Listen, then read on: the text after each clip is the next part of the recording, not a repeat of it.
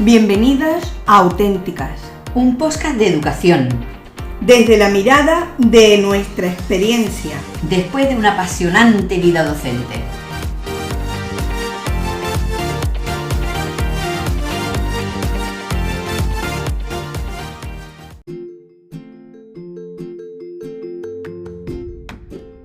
Desde nuestra experiencia personal, desde las ganas de seguir aprendiendo, desde la posibilidad de tener tiempo para compartir lo que sabemos con los demás, nos presentamos Toñi Serrano Y Loli Elías. Os voy a decir algo de mi amiga Toñi Serrano. Toñi Serrano ha sido compañera y sobre todo amiga durante todo el tiempo de la docencia. Hemos estado 45 cursos trabajando juntas y hemos vivido muchos tipos de experiencias muy agradables, muy positivas y sobre todo muy cercanas a los alumnos y a los demás que formaban parte de la comunidad educativa. Loli Elías, te voy a presentar, me toca a mí presentarte. Pues como ha dicho ella, muchos años trabajando juntas y sobre todo hemos formado el tándem perfecto. Las dos juntas, nada más que mirarnos, sabemos lo que tenemos que hacer y hemos vivido momentos apasionantes en la docencia y nos hemos enamorado y hemos estado siempre muy cerca de los alumnos con los que hemos tratado. ¿Por qué queremos hacer un podcast?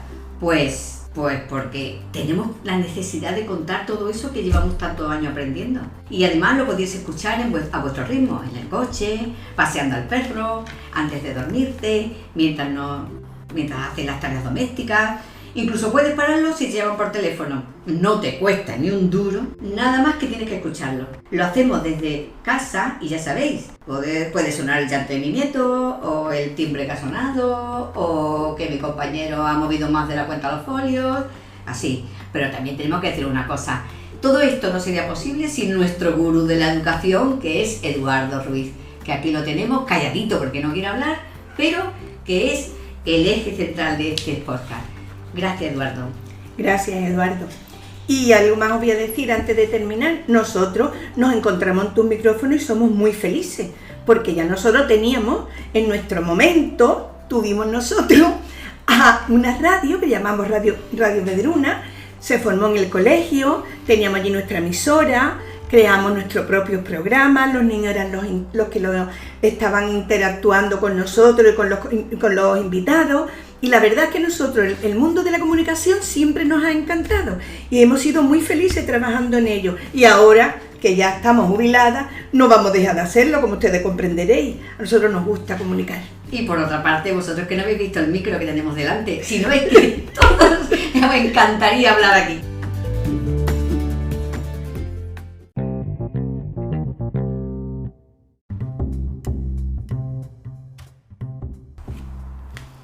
Nuestro podcast se llama Auténticas, desde la autenticidad de nuestra propia experiencia de 45 años en la docencia.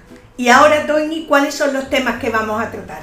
Pues comenzaremos hablando de la educación online y digital y de la tecnología en el aula. También importantísimo la educación inclusiva, el aprendizaje a lo largo de toda la vida, la educación emocional y el bienestar, la educación artística y creativa, para la ciudadanía, la educación sexual y la educación en valores, eso en verdad, y todo lo que vosotros se nos ocurra plantear para compartir con todos.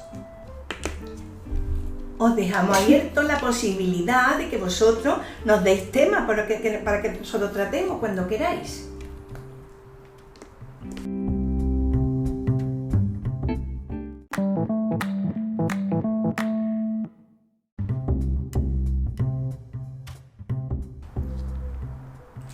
Hoy hemos tenido una entrevista con una chica que, además de ser una amiga nuestra, ha sido alumna en práctica de mi amiga Toñi y además es concejal del Ayuntamiento de San Fernando y lleva la cultura y la educación.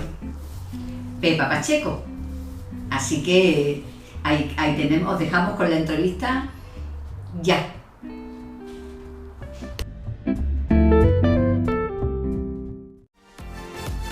Estamos escuchando Auténticas. Buenas tardes, pues nos encontramos aquí con nuestra maravillosa delegada de Educación y Cultura, Pepa Pacheco. Pero además muy querida por nosotros porque ha sido antigua alumna en prácticas de lengua en nuestro colegio Carmelitas de San Fernando.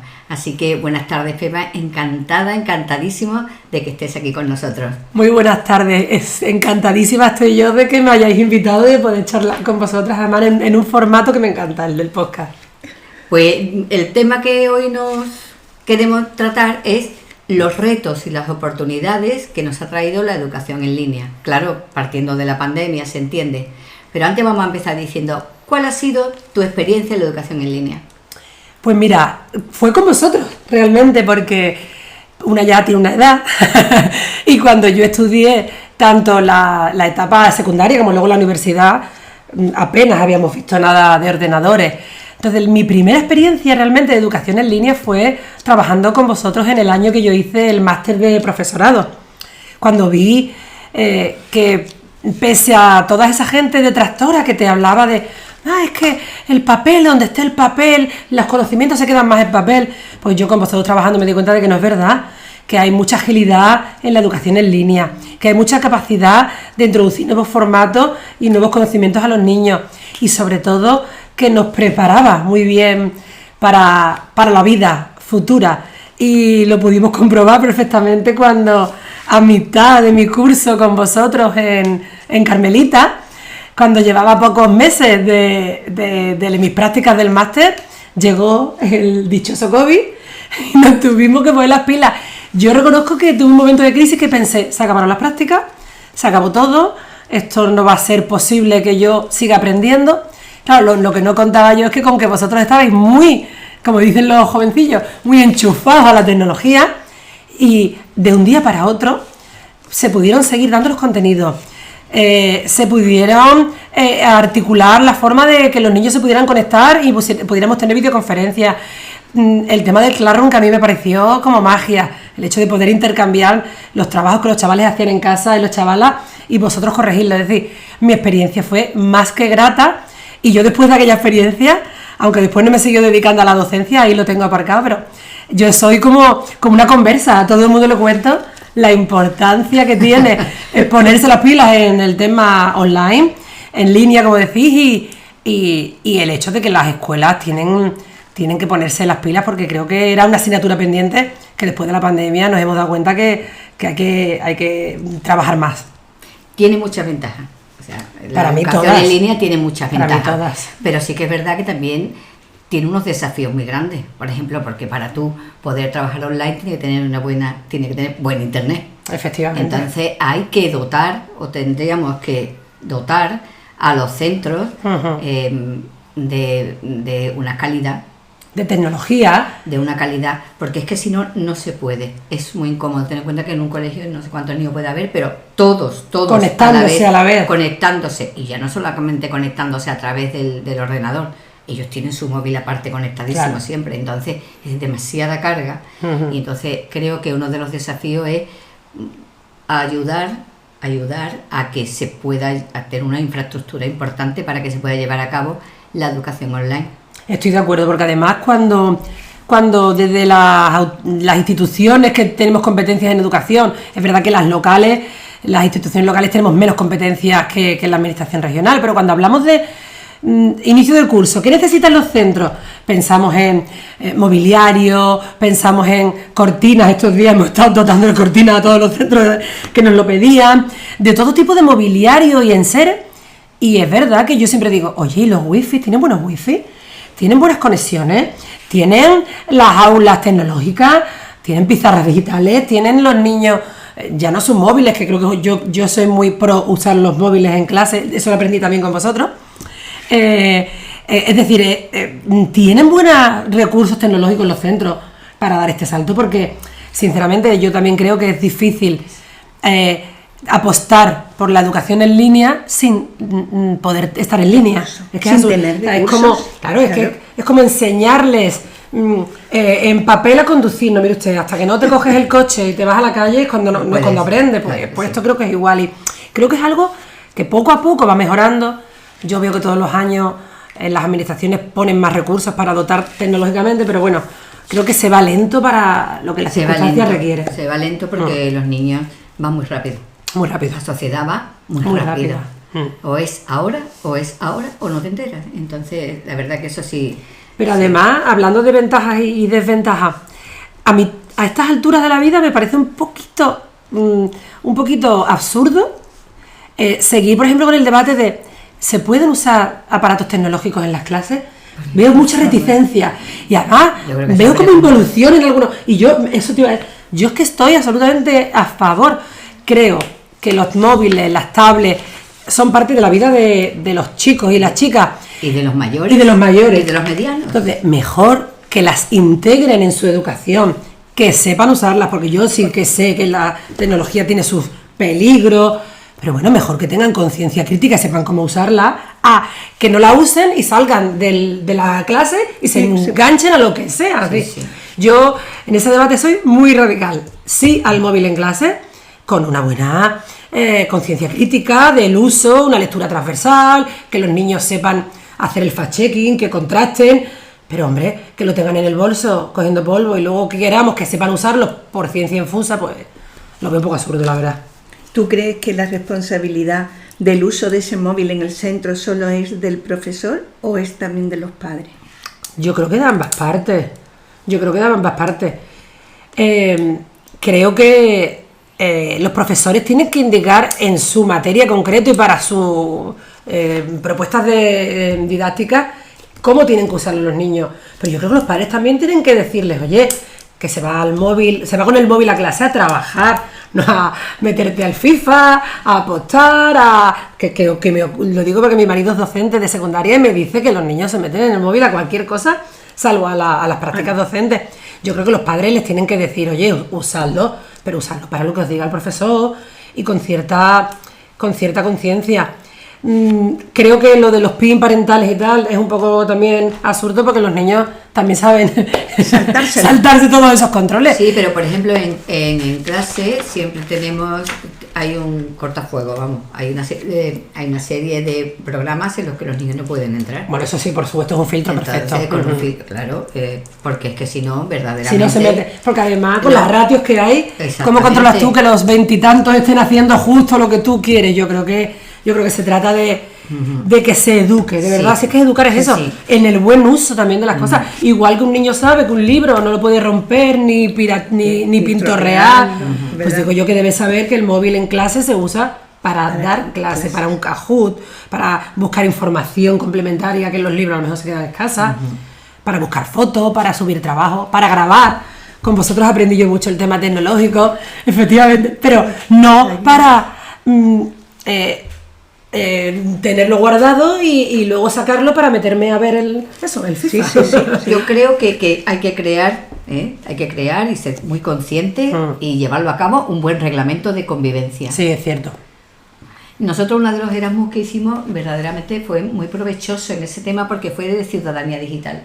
Y ahí sí que aprendimos mucho porque trabajamos con otros países y estuvimos viendo cómo la tecnología podía aportarnos y tener incluso más valores que todo lo contrario. Y la verdad es que fue muy positivo. Soy muy pro tecnología. Fue presentado en Estrasburgo, ¿verdad? El decálogo, bueno, no fue un decálogo exactamente, fue... Como unos principios, ¿no? Como una especie de hoja de ruta de cómo reglamentar. De varios países y me parece que fue genial porque ahí a los niños aprenden sobre cómo cambiar contraseñas, cuál debe ser su papel, a qué páginas no deben entrar, qué tienen que hacer. Cómo tener el tema de cómo los niños, porque yo creo que también deben proteger un poco la imagen que ellos exhiben en las redes. Un buen currículum, tu huella digital luego es imposible de borrar y eso deben saberlo. Sí. Pero que yo creo que, de verdad que yo creo que usando las cosas es como aprendes a protegerte.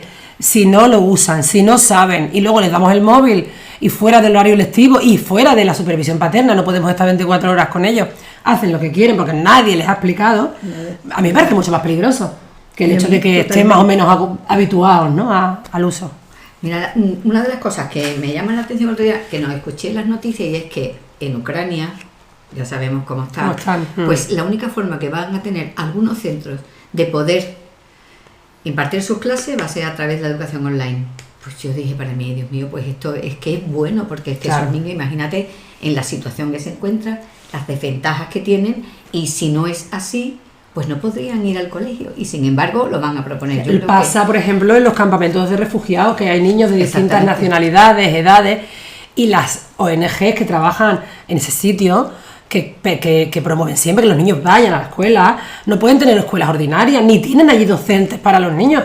Pero claro, gracias a la educación en línea se han podido salvar esos obstáculos de todo tipo de materias, de todo tipo de edades y al fin, de todo tipo de idiomas.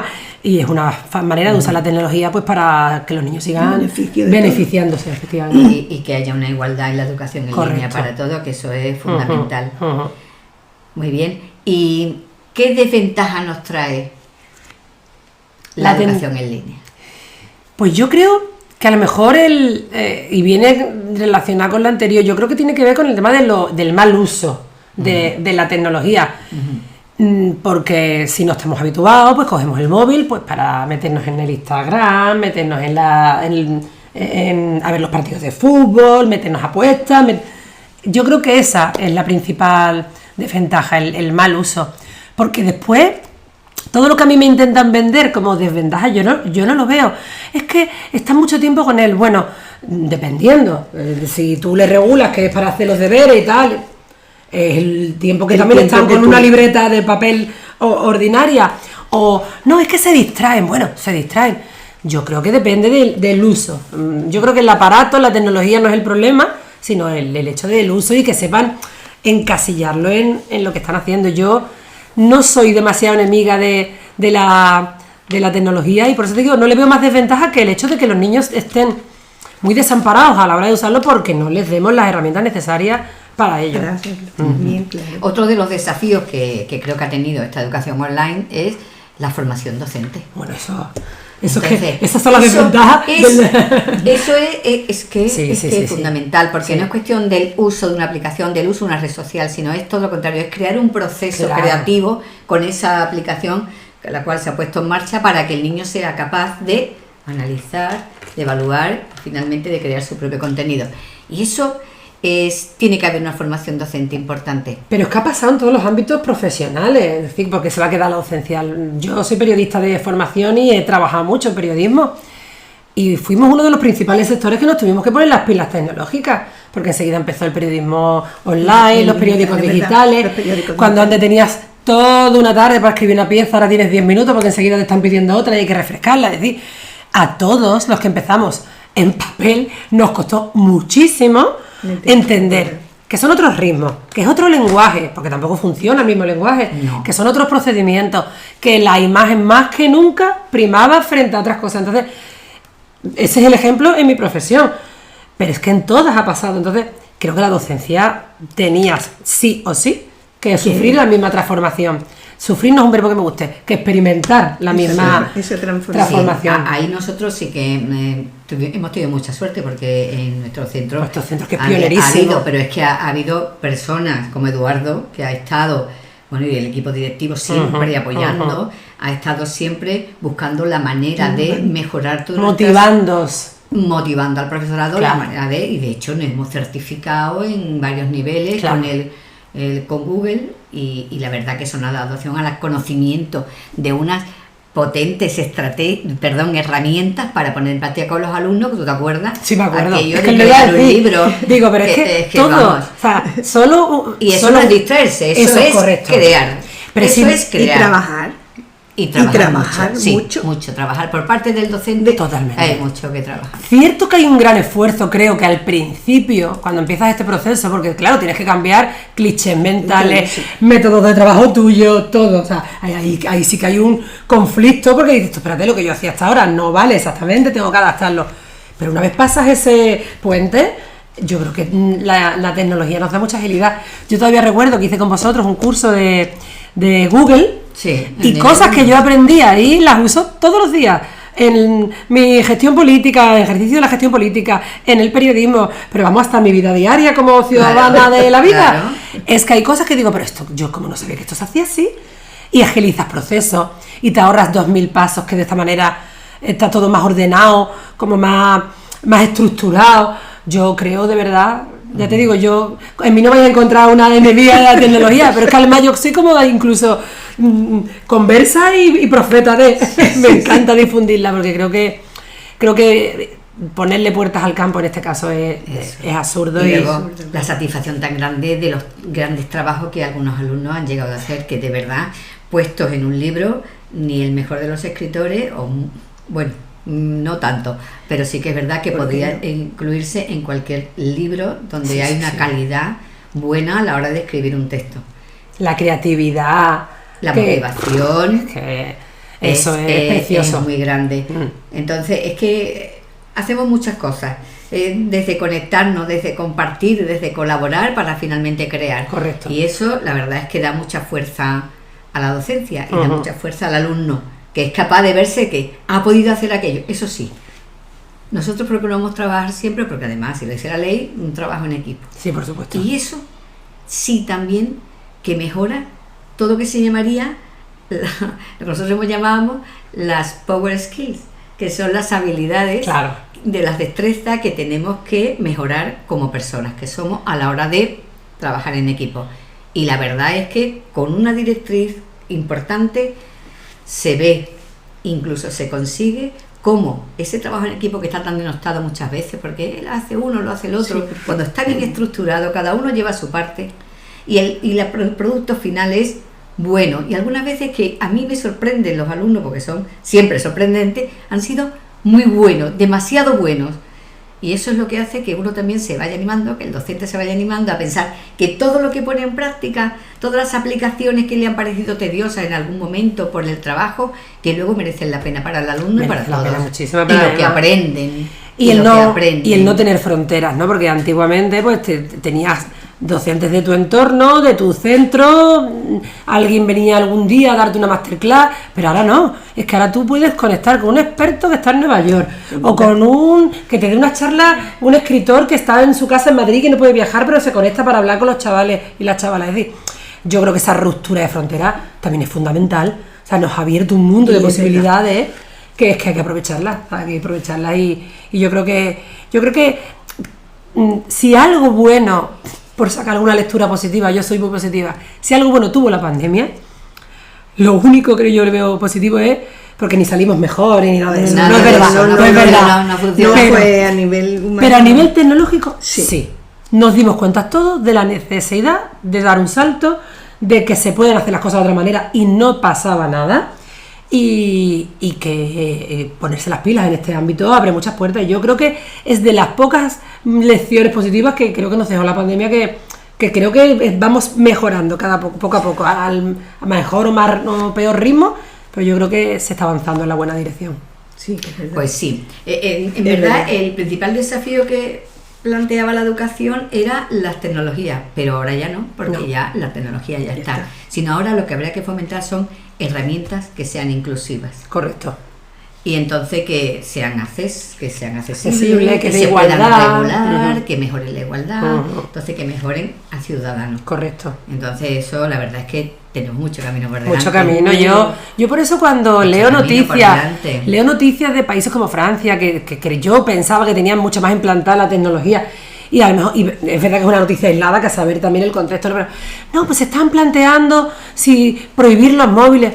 Digo, pero ¿cómo vamos a ir para atrás? Quiero decir, ya están en las clases, ya lo están usando, van un poquito más por delante que nosotros a lo mejor en ese uso en los centros. No desandemos caminos, insisto. Conciencia crítica, el tema de la competencia mediática. Yo me acuerdo que el máster de profesorado, cuando tuve que hacer el TFM, yo lo dediqué también por mi formación periodística al tema de la competencia mediática. Y es que hay tanto por hacer para crear esa conciencia crítica, para que los niños sepan qué buscan, dónde buscan, para que entiendan los valores, para que las fake news, las noticias falsas no campen a sus anchas y ellos sepan entender. Es decir, ahí es donde hay que trabajar, pero no cortando el grifo, que yo creo que ahí al final los dejamos más expuestos. Entonces, yo creo que el tema de los valores y la tecnología es el reto, como tú dices, que está pendiente. Eso está muy pendiente. El tema de los valores es fundamental. O sea, no una tecnología humana, no deshumanizada, que sea solo los procedimientos o los software o los hardware. No, claro. que que nos el una. individuo tiene Correcto, que ser claro. correcto. Y que todos podamos hacer, Y todos que podamos todos hacer. podamos estar. A mí me parece eso fundamental. Y, por ejemplo, se está trabajando con otras organizaciones y entidades para fortalecer la comunidad de la educación en línea. Vosotros, por ejemplo, antes me estabas comentando sobre Sí, la brecha digital. La brecha digital. Sí, más que a lo mejor por la educación en línea como tal, es que hay que desandar hasta casi un paso, porque la educación en línea es como un paso más. Es que hay brecha digital a todos los niveles de la vida, ya no solo en lo educativo. En la pandemia también nos dimos cuenta de que para poder seguir prestando servicio público, por ejemplo, un ayuntamiento, la Junta, un centro de salud, teníamos que hacerlo digital. Ya no podías ir al médico, hacías una videoconferencia, ya no pedías una ayuda en el ayuntamiento en la puerta, sino que tenías que pedirlo por registro electrónico. Claro, eso está muy bien. Los ayuntamientos enseguida y las administraciones nos pusimos las pilas y mandamos a todo el mundo a teletrabajar, pero luego resulta que los ciudadanos no tienen capacidad de interactuar tecnológicamente con la administración. Y además lo contaba antes, ¿no? A cierto corte de edad la brecha es más grande. Nosotros hemos detectado sobre todo en las personas más mayores, los niños, el tema de la educación en línea y el que los centros se estén poniendo las pilas les están ayudando, aparte de que son nativos digitales y se nota. Ya lo tienen claro desde pequeño. La gente de mediana edad hacemos lo que podemos, pero es que hay una franja de edad muy importante que no tiene acceso a los servicios si no les das una alternativa presencial o les formas. Para que puedan hacerlo. Efectivamente, Claro. porque yo creo que obligatoriamente por ley las instituciones tenemos que dar servicios a las personas de forma presencial, ¿no?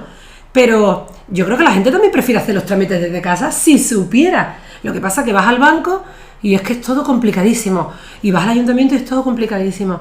Os contaba antes una anécdota.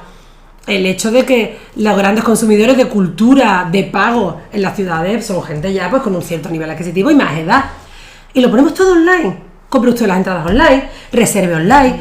Es que no saben. No saben. Es que no saben, porque ya no es solo consultar, es que les pedimos que hagan transacciones económicas, pagos. Sí, es verdad que paguen. Entonces, es que empezamos a hacerlo todo muy complejo.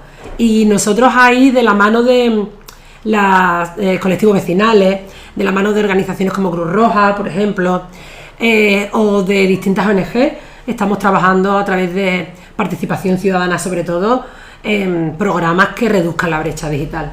Y ahora sobre todo en este nuevo mandato, la idea es ponernos las pilas mucho en ese sentido. Me parece muy interesante, sí, porque yo creo que es verdad fundamental. Hay una mayoría de ciudadanos que prácticamente están jubilados, son personas que tienen mucho tiempo libre, que pueden hacer muchas cosas y muchas ganas de hacer cosas, y les dificulta el tener que utilizarlo tecnológicamente, tener que llegar a información, es verdad. Nosotros ahí ese reto sí que lo tenemos, y ya te digo, es una educación para las personas, para que sepan estar en línea, vivir en línea, consumir en línea. Poco a poco nos damos cuenta de que hay menos gente, pero todavía queda un gran grupo que no sabe, que te viene y te dice, niña, compra una entrada, no sé comprar una entrada de esto. Y no puede ser que reduzcamos las posibilidades de la gente de tener una vida plena porque no sepan acceder a la tecnología. Y ahí es donde las administraciones, sobre todo, nos vamos a poner las pilas, porque además tendemos en los ayuntamientos a dar cada vez más servicios digital, tarjeta ciudadana, y en San Fernando en ese objetivo estamos. Y claro, no puede ser que pongamos todo en marcha desde el punto de vista de tener tu tarjeta, tener el software, y luego que la gente no sepa usarla, que la lleve en la cartera como lleva el DNI. No puede ser, claro. Entonces, en ese sentido sí que estamos trabajando para reducir esa brecha. Pues me parece súper interesante. Y a la comunidad educativa y a los estudiantes, que el municipio cómo les puede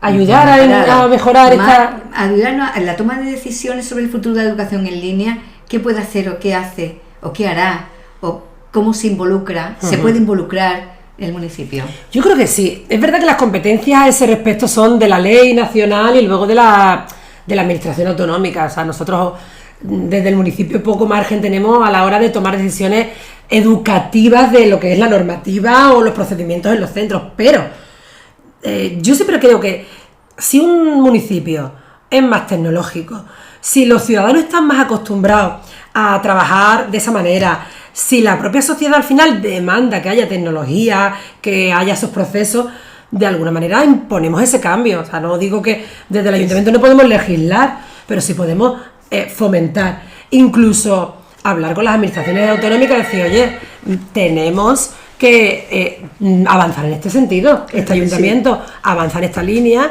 y no se puede quedar atrás los colegios, porque la educación regional esté pensando en otras cosas. ¿Verdad? No obstante, yo creo que hay mucha vanguardia al respecto de esto, ¿eh? Yo creo que tanto las nuevas leyes educativas como creo que la apuesta de las comunidades autónomas van en esta línea. Yo creo que la pandemia nos dejó a todos claros que hay que avanzar en ese sentido. Que los modelos pedagógicos tienen que ser distintos ya, que no tienen nada que ver con la enseñanza tradicional. Yo creo que eso ha quedado claro. Bueno. Las telarañas hay que quitárselas. Es verdad que cuando zarandean las cosas no es fácil mover la silla y que la gente sepa que hay que cambiar un poco los clichés, pero yo creo que ya no hay vuelta atrás, ¿eh?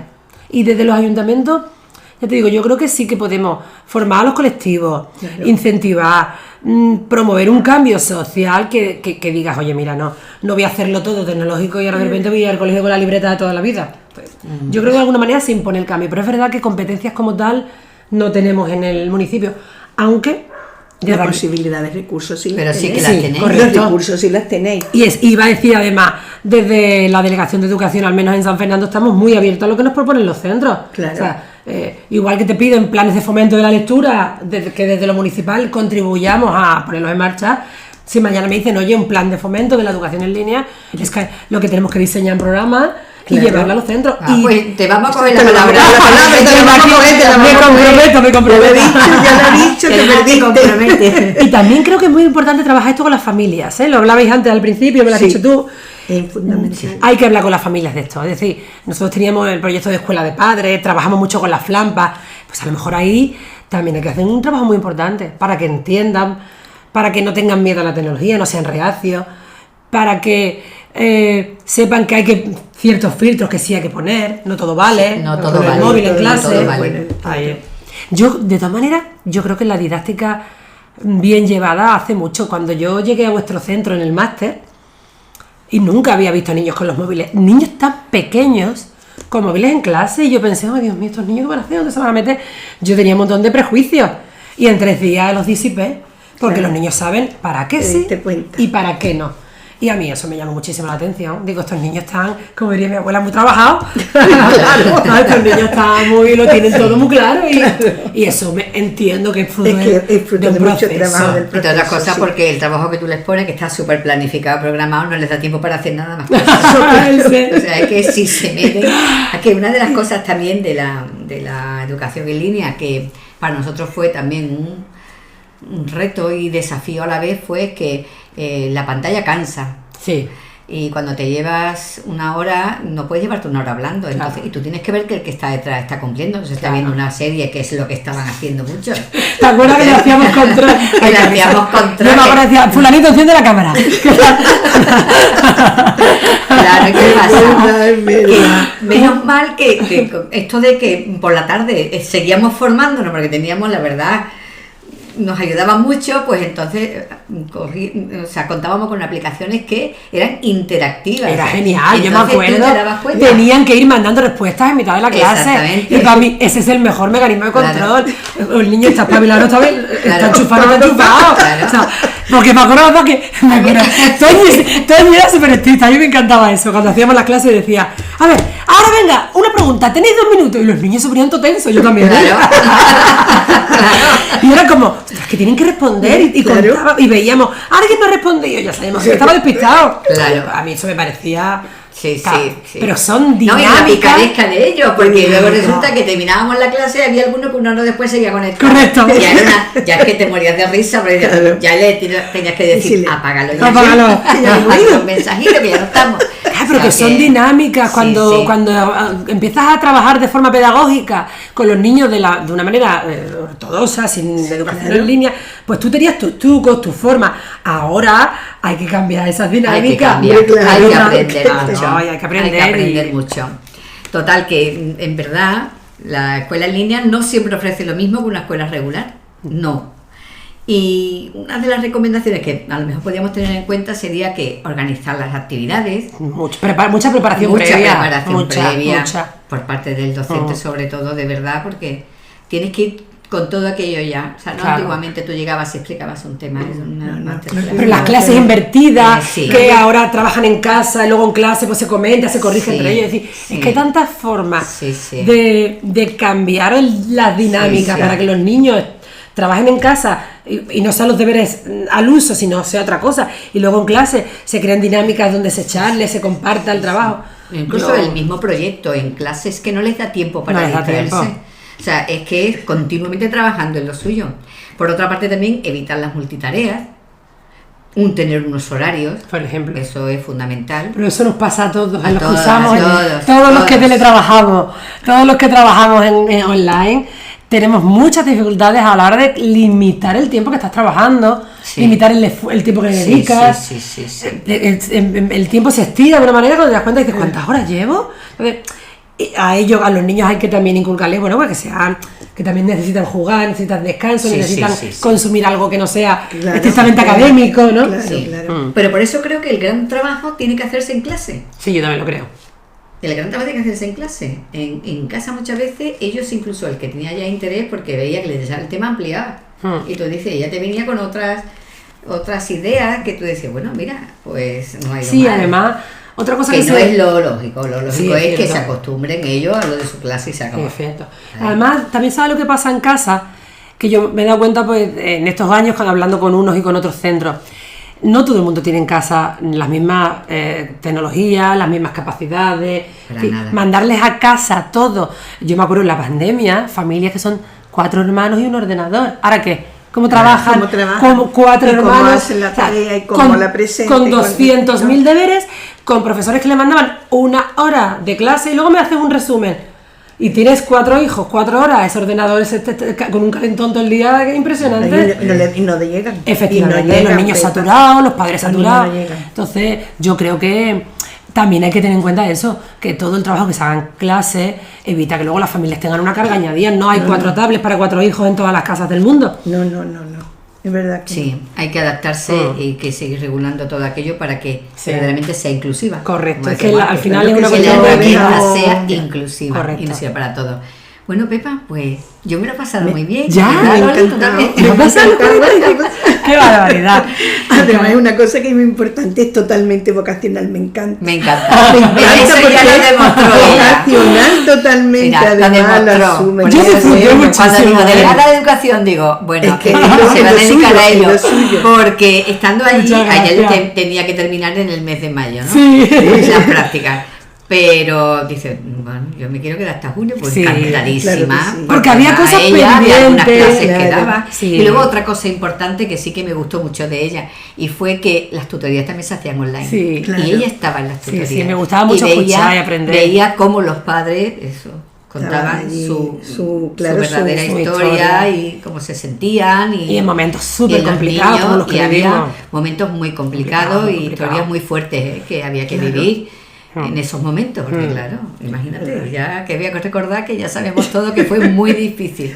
Así que yo es que me lo pasé muy bien, no es por hacer la pelota, que no.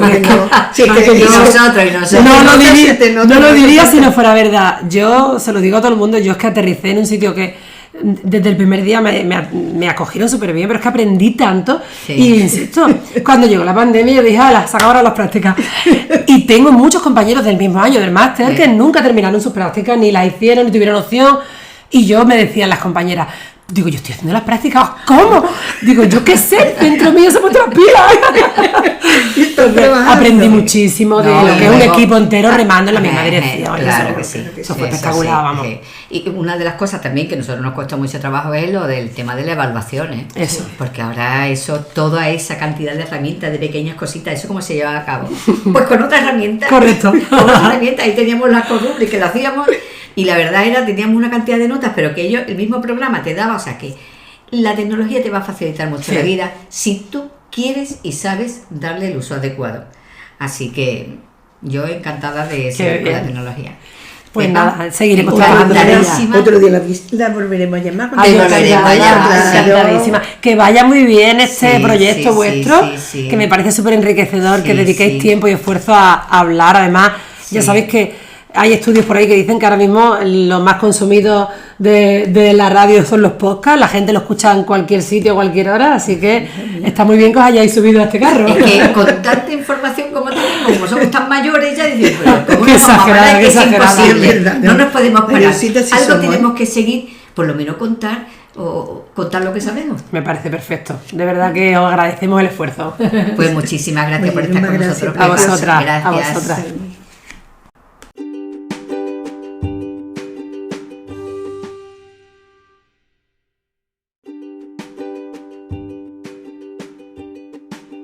Bueno, pues aquí ha terminado nuestra primera entrevista con Pepa Pacheco, como habéis podido observar y escuchar. Ella es, como dice Loli, Una excelente comunicadora.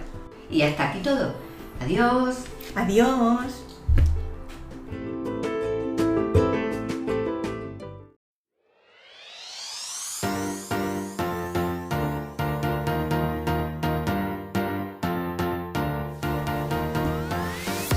Bienvenidas a Auténticas, Un podcast de educación, desde la mirada de nuestra experiencia. después de una apasionante vida docente.